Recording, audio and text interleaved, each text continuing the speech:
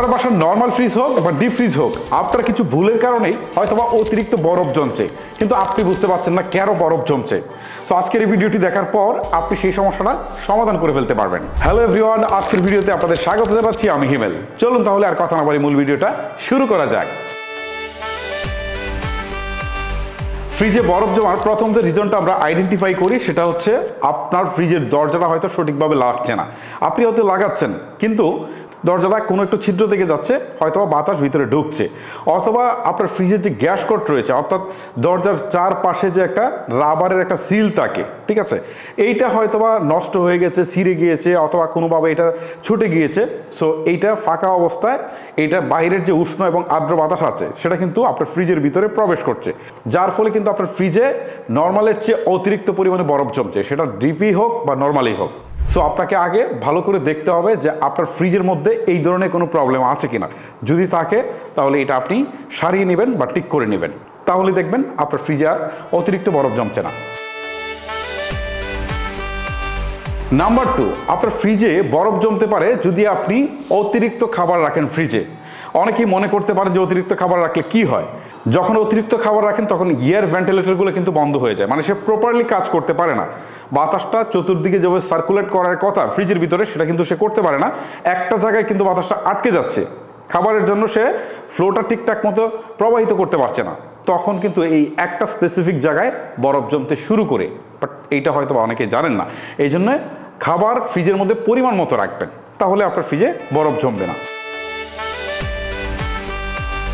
Number 3, ফ্রিজের ভিতরে দেখবেন একটা রেগুলেটরের মতো আছে, অর্থাৎ এটাকে ঘুরানো যায়, এটাকে ঘুরিয়ে তাপমাত্রা বাড়ানো বা কমানো যায়, যেটাকে থার্মোস্ট্যাট বলে।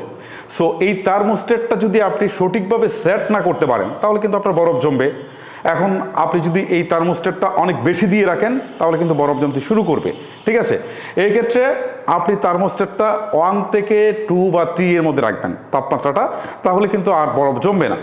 বাট এইটা কখন ইউজ করা হয়? যখন আপনার প্রয়োজনের অতিরিক্ত অনেক হেভি ওয়েট খাবার রাখতে প্রয়োজন হয় স্বল্প সময়ের জন্য, তখন অতিরিক্ত টেম্পারেচার দিয়ে আপনি রাখতে পারেন সাময়িক সময়ের জন্য। এটার জন্য বেসিক্যালি এই রেগুলেটরটা বা এই থার্মোস্ট্যাটটা দেওয়া হয়েছে। বাট এটা যদি আপনি রেগুলার ইউজ করেন তাহলে কিন্তু বরফ জমবে, এটাই স্বাভাবিক। নাম্বার 4, থার্মোস্ট্যাটের সমস্যার কারণে কিন্তু অনেক সময় ফ্রিজে বরফ জমতে পারে। থার্মোস্ট্যাট বলতে আমি কিছুক্ষণ আগে যেটা বলছিলাম যে রেগুলেটরের মতো যেটাকে বাড়ানো যায় কমানো যায়, এইটা যদি নষ্ট হয়ে যায় তখন কিন্তু কম্প্রেসার তার ফুললি স্পিডে চলতে শুরু করে, মানে তখন তো তাকে কন্ট্রোল করার মতো কেউ থাকে না। এই থার্মোস্ট্যাটটা বেসিক্যালি সেই তাপমাত্রাটাকে কন্ট্রোল করে, তখন আপনার ফ্রিজে কিন্তু বরফ জমতে শুরু করে। এই ক্ষেত্রে আপনি আগে কনফার্ম হবেন যে আপনার থার্মোস্ট্যাট ঠিক আছে কিনা। যদি ঠিক না থাকে তাহলে অবশ্যই আপনাকে মেরামত করতে হবে।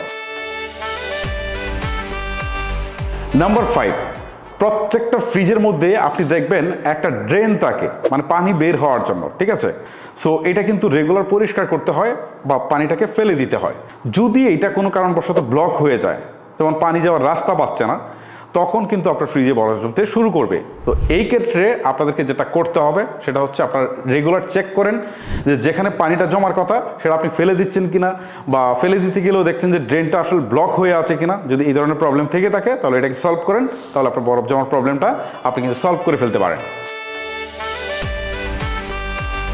নাম্বার 6-এ একটা কাজ কিন্তু আমরা হামেশাই করি, বাট আমরা বুঝতে পারি না যে এই কারণেই বেসিক্যালি আমাদের ফ্রিজে বরফ জমছে। যেমন আমরা গরমের দিনে ঘন ঘন ফ্রিজ খুলি, বাইরে থেকে এসেই ফ্রিজ খুলছি, অথবা অনেকে আছে গরমের দিনে একটু ফ্রিজের সামনে এসে দাঁড়ায় ঠান্ডা অনুভব করার জন্য।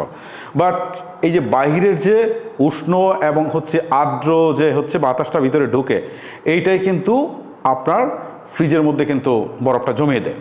এটা একটা টেকনিক্যাল ব্যাখ্যা আছে, সেটা বলতে অনেক সময় লাগবে, বাট আমি আপনাদেরকে বলছি ফ্রিজ কখনোই ঘন ঘন খুলবেন না, ঠিক আছে।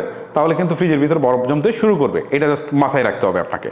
সো গাইস, যে বিষয়গুলো নিয়ে কথা বললাম, যদি আপনারা এগুলো প্রপারলি মেনটেন করতে পারেন বা আপনার ফ্রিজে যদি বরফ জমতে শুরু করে, তাহলে এই বিষয়গুলো যদি আপনারা মেনে চলতে পারেন তাহলে আপনারা দেখবেন যে আপনার ফ্রিজে আর বরফ জমছে না। আর এখান থেকে যদি কোনো বিষয় আইডেন্টিফাই করতে পারেন যে এই কারণে বরফ জমছে, তাহলে সেটাকে আপনাকে অবশ্যই সলভ করতে হবে মেকানিকের দোকানে নিয়ে গিয়ে হলো। গাইস, ভিডিওটা লেন্দি করছি না, এখানে শেষ করছি। আজকের মতো আমি হিমেল বিদায় নিচ্ছি, দেখা হচ্ছে নতুন ভিডিওতে। আল্লাহ হাফেজ।